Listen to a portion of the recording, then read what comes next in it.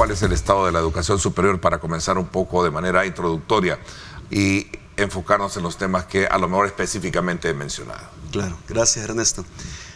Hace 2 años, exactamente en marzo del 2021, hay un hito para la educación del país, con énfasis en la educación superior. Se lanza la Política Nacional de Educación Superior, que es un documento clave, estratégico, que marca una ruta de tiempos, de actores, de recursos, de acciones, planes, proyectos estratégicos, que responden a una pregunta muy importante, y es ¿qué país queremos en 5, 10, 15 años a través de la educación superior?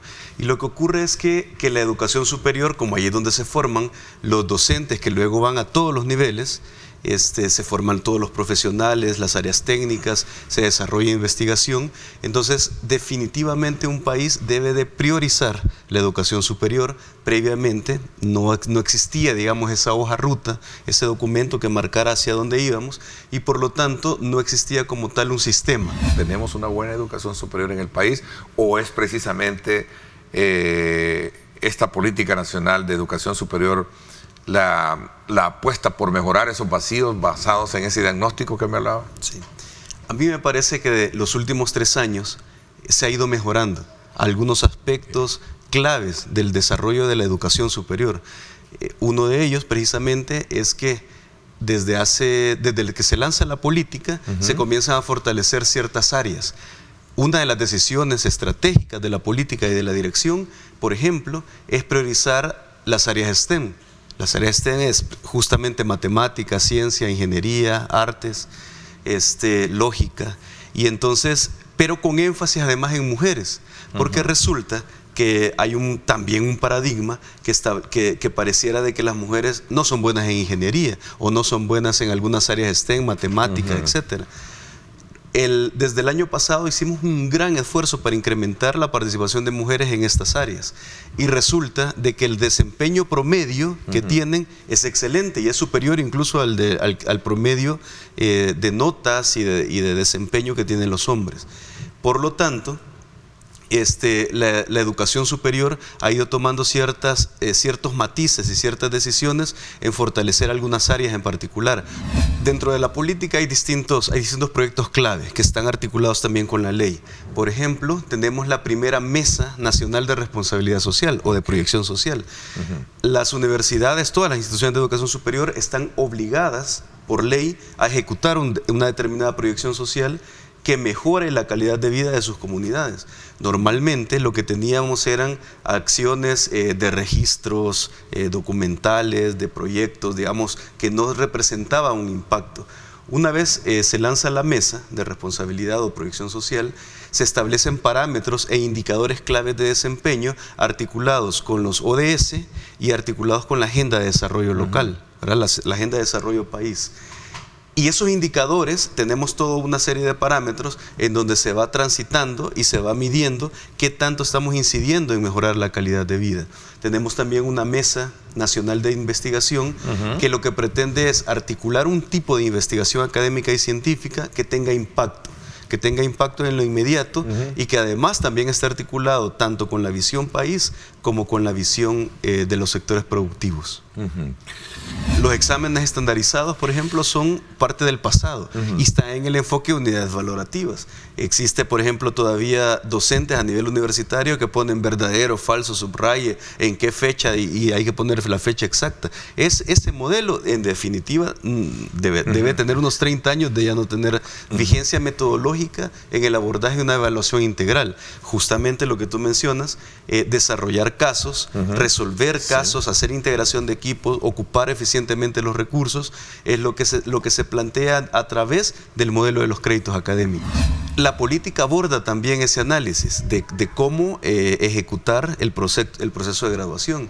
Y en efecto descubrimos, es decir, después de un debate, llegamos al acuerdo de que las tesis en grado, es decir, las tesis para optar a un grado académico de licenciatura, ingeniería o arquitectura, no eran pertinentes. Y entonces lo que se propuso era un proceso de especialización, ¿verdad?, para tenerlo como una alternativa Y en las maestrías, algunas sí son pertinentes y otras no.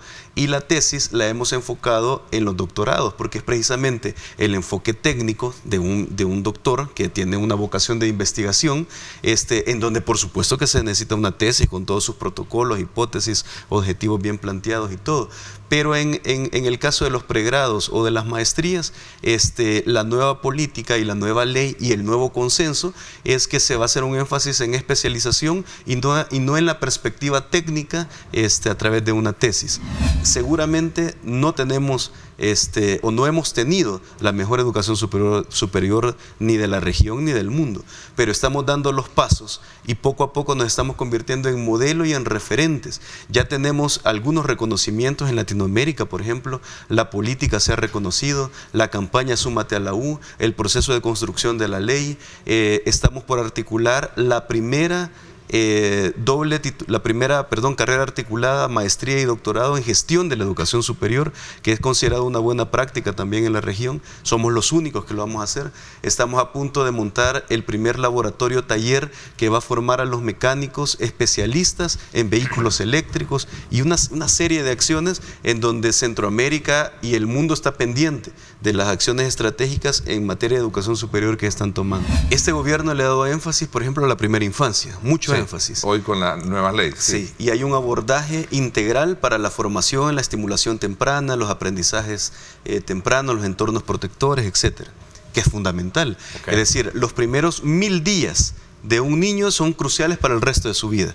Y esos 1000 días, si no hay una orientación hacia las familias para que puedan estimularlos, puedan nutrirlos correctamente, puedan tener un énfasis en la lactancia materna y en una serie de cosas, unos 80 ítems, un checklist que se deben de resolver y que se están promoviendo desde la ley y la política a favor de la niñez, es poco probable que si no se atienden a estas áreas, el niño o la niña sean exitosos en el resto de su vida, ¿verdad? Esos días son fundamentales. Desde educación superior nuestro compromiso es formar a los docentes que van a tener esa empatía y esos elementos metodológicos para abordar de mejor manera a los estudiantes. ¿Para qué estamos formando los profesionales hoy en día? ¿Para ser empleados o para ser emprendedores? 1, 2, ¿el mercado los asume así? ¿O qué es lo que está pidiendo el mercado? Correcto. Fíjate que nosotros estamos transitando de ser un sistema de educación superior proyectivo a ser un sistema de educación superior prospectivo. ¿En qué sentido? Fácilmente podríamos decir, bueno, en los próximos 3, 4, 5 años vamos a tener esta demanda de psicólogos, abogados, administradores de empresas, relaciones internacionales, etc. Y entonces anteriormente se planificaba de esa forma, se hacía la proyección en función de la demanda tradicional, ¿verdad? ¿Qué ocurre ahora a través de la prospectiva? Entonces nosotros definimos no solo lo que va a ocurrir, sino que incidimos en ese futuro a partir de las carreras que el país necesita, como lo que te mencionaba, de las áreas STEM, de laboratorio, taller con énfasis en vehículos eléctricos, pero además qué está ocurriendo en el mundo, qué están investigando, qué están enseñando, qué están difundiendo. Y entonces a partir de eso estamos elaborando todo un concepto de las carreras del futuro. Todos los años se gradúan personas que cometieron un error de origen y que es el error que debemos de corregir. Y es precisamente que estudian A o B carrera con un criterio bien interesante, que justo haciendo un diagnóstico lo encontramos. Bueno, ¿esto tiene o no tiene matemática? No tiene, eso estudia. ¿Verdad? Eso es uno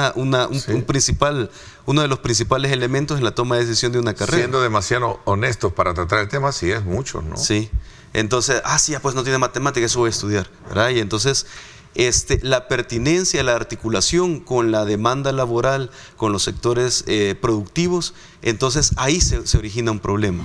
Lo que decíamos, la educación ¿para qué? Si es una educación para formar empleados o para formar profesionales que no se van a incorporar a sus áreas, entonces ahí surge una duda, ¿verdad? Que es válida.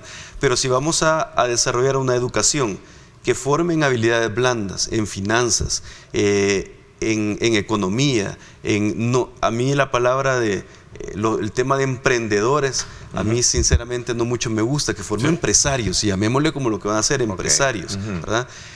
Debemos de formar una cultura empresarial y certificar las competencias precisamente para esa ruta. Alguien decía, la educación acá en el país no es tan barata, ¿no? Si la comparamos con otros países. Pero fíjate que ese es un paradigma además que tenemos. ¿Sí? Nosotros, El Salvador tiene la educación privada, de las educaciones privadas más baratas de Latinoamérica. ¿Sí? Formarse en El Salvador es mucho más barato que formarse en la mayoría de países de Latinoamérica. Entonces, y el tema además, ese asunto que yo creería que es un tema que es fácil, digamos, plantearlo, de que la educación es comercial o que es un asunto estrictamente de empresa privada, etcétera. Yo creería que debemos de transitar de ese paradigma y plantearnos de que la educación o la universidad es una instancia que certifica competencias, claro, que brinda competencias y las certifica. Todo el tema de matemática,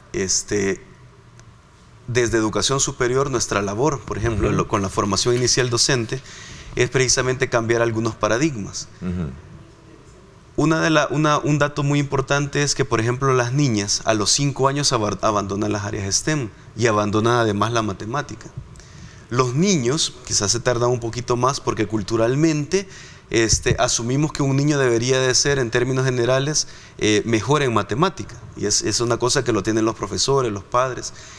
Entonces, gestionar esas habilidades STEM en los primeros años es bien importante, y nuestra orientación con los docentes es precisamente que deben de promover que la matemática debe de ser entonces no solo desde un abordaje teórico, sino que de un abordaje aplicado desde el juego, desde el conocimiento, digamos, de la matemática desde un sentido lúdico, digamos. Entonces, ese paradigma estamos tratando de cambiarlo, ¿verdad? Para que la gente no le tenga miedo. A ver, comencemos un poquito conociendo cómo está la institución, cómo cerró su ciclo de venta, de promoción, de valores, que sin duda alguna tiene esta institución que ya cumplió recientemente 152 años, una de las más antiguas que tenemos dentro de la administración autónoma, ¿no? Es una institución de las más longevas que forma parte del Ejecutivo. Y sin duda estamos pero muy contentos. Particularmente la semana pasada se llevó a cabo la entrega de paquetes alimentarios a los billeteros de 60 años para arriba. Por primera vez en la historia de la lotería, el programa de beneficencia está beneficiando de manera directa a los agentes billeteros. Así que muy contentos porque estamos cumpliendo promesas que se les habían hecho. En la medida nosotros podemos incrementar la facturación de nuestros productos, en esa medida también podemos apoyar. Durante los últimos 10 años, antes de esta administración, la lotería era crónica de una muerte anunciada, venía cayendo su facturación, pero en picada. Cuando comenzamos esta administración, para poner datos, los números son fríos y son exactos. En los últimos 10 años, la facturación de Lotín, la facturación promedio de venta anual de Lotín, anduvo alrededor de los 2.5 millones de dólares. Ahí tenemos la gráfica, creo. Ahí hay algunas gráficas. ¿Sí? Esa es facturación anual de Lotín. Sí. Ahí pueden ver del 2009 al 2018 más o menos. En promedio, anduvo por los 2.5 millones de dólares. Desde ese momento, cuando asumimos la administración, hasta este momento, cerramos el año pasado con 8.6 millones de dólares la facturación de Lotín. Es decir, de 2.5 millones de dólares anuales promedio a 8.6. Y este año llevamos tan buena proyección que ciertamente vamos a superar los 12 millones de dólares anuales de facturación en Lotín. La Lotería Nacional de Beneficencia no hacía beneficencia. Y antes de esos 2 años, los días activos de beneficencia eran en promedio 15 al año. El año pasado cerramos con 136 días activos de beneficencia, en el cual fueron beneficiadas más de 80,000 personas, en diferentes rubros, desde jóvenes a los que se les brinda equipaje para uniformes bajo el concepto del el pilar de prevención de violencia, hasta las diferentes brigadas médicas que se han llevado a cabo a nivel nacional. ¿Lo supera el lotín, el tradicional billete de lotería? La facturación del año pasado, por ejemplo, la facturación de la lotería instantánea la llevamos a alrededor de los 36.6 millones de dólares y el lotín o lotería instantánea anduvo alrededor de los 8.6. Comparándola con el año anterior, de los 36.6 del año pasado, el año antepasado anduvo en 33 millones. Y el lotín, que estuvo el año pasado con 8.6, el año anterior anduvo por los 6.1 millones. Entonces, para que poder transmitirle a la gente cómo hemos venido con un crecimiento sostenible a través del tiempo y en el cual estamos manteniendo esa curva de crecimiento para con nuestros dos productos. Sin duda alguna, el producto de lotín tiene un mayor potencial y es el que está creciendo de manera exponencial con respecto al otro, ¿verdad? Reúne todas las condiciones pertinentes para seguir creyendo de que todos los procesos son transparentes. Eso lo decía yo anteriormente, sobre todo por algunos procesos de acreditación que ha tenido, ¿no? Sí, de hecho, gracias a este buen trabajo que se ha hecho, es un fenómeno en realidad, es un fenómeno internacionalmente. En el rubro de loterías, lo que está sucediendo en El Salvador es todo un fenómeno digno de estudio. Es decir, ese incremento en la facturación de manera exponencial que estamos teniendo en lotín, el hecho que hemos podido llevar a cabo un proceso de modernización en el cual ya implementamos las apuestas deportivas y los juegos de casino en línea en un tiempo récord. Ningún país de Latinoamérica lo ha hecho tan rápido y de manera tan eficiente como lo hemos hecho en El Salvador. Se nos está brindando la oportunidad de certificarnos nivel 2 en el tema de juego responsable. Es decir, el proceso que debe seguir toda lotería es primero incrementar su facturación, luego incrementar también sus planes o sus proyectos o programas de beneficencia, pero el tercer componente que es fundamental también para volver a la lotería o llevarla a otro nivel es el juego responsable. Es decir, no solo se trata de ganar dinero, sino cómo se gana el dinero también, ¿verdad? Y es en ese sentido que se nos está brindando la oportunidad, la World Lottery Association, en reconocimiento al trabajo que estamos haciendo, nos está brindando esa oportunidad. Otra buena noticia, espero poder darla por acá también, el arranque de la lotería electrónica, que eso se va a llevar a cabo a través de un convenio de cooperación internacional con el gobierno de Canadá, a través de la Cámara de Comercio canadiense. Así que esperamos ahí por el mes de junio estar arrancando ya operaciones de la lotería electrónica. A ver, este tema de la lotería digital representa también una modalidad que se acopla a los nuevos tiempos. Sin duda, sí, claro. Lo que estamos buscando es ampliar la paleta de productos para poder llegar a los clientes de todas las edades. Y son varios productos.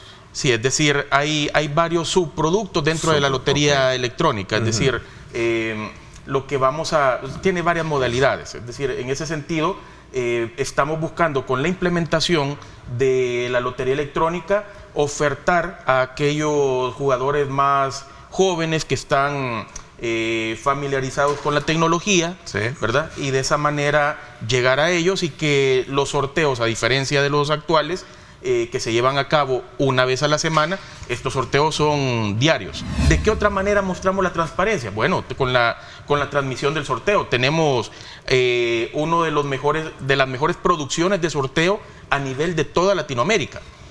Y eso nos permite, antes cuando yo llego a la lotería apenas había una tan sola cámara que es la que transmitía todo el sorteo. Ahora tenemos 8 cámaras. 8 cámaras de las cuales vemos todos los detalles que tienen que ver con respecto al sorteo y eso nos permite estar a ese alto nivel de transparencia que le transmitimos a la población para garantizarles que se están haciendo las cosas. No solo es en lo digital que están transmitiendo también, sino que también se suman, creo que también los medios de comunicación estatal, ¿no? Sí, correcto. Tenemos... O sea, tienen una amplia difusión de todo eso. A diferencia de años anteriores, que solo se transmitía a través de Radio El Salvador, ahora lo transmitimos a través de Radio El Salvador y a través de otros diferentes plataformas digitales y también a través de un canal nacional. ¿Cómo es que hemos llegado a ese nivel de facturación con respecto a los días? Bueno, porque hemos acercado el producto a la gente. No solo tenemos los agentes billeteros, que es el mayor porcentaje de venta, lo tenemos con ellos, sino también tenemos los kioscos en los centros comerciales, pero también tenemos un tercer canal, que son los puntos de venta. Puntos de venta son las farmacias o las tiendas de gasolineras o tiendas de diversos productos, en donde ya tenemos el producto Lotín también, y de esa manera hemos acercado el producto a la ciudadanía. No es solo en los kioscos de los centros comerciales, así que muy acertado el comentario.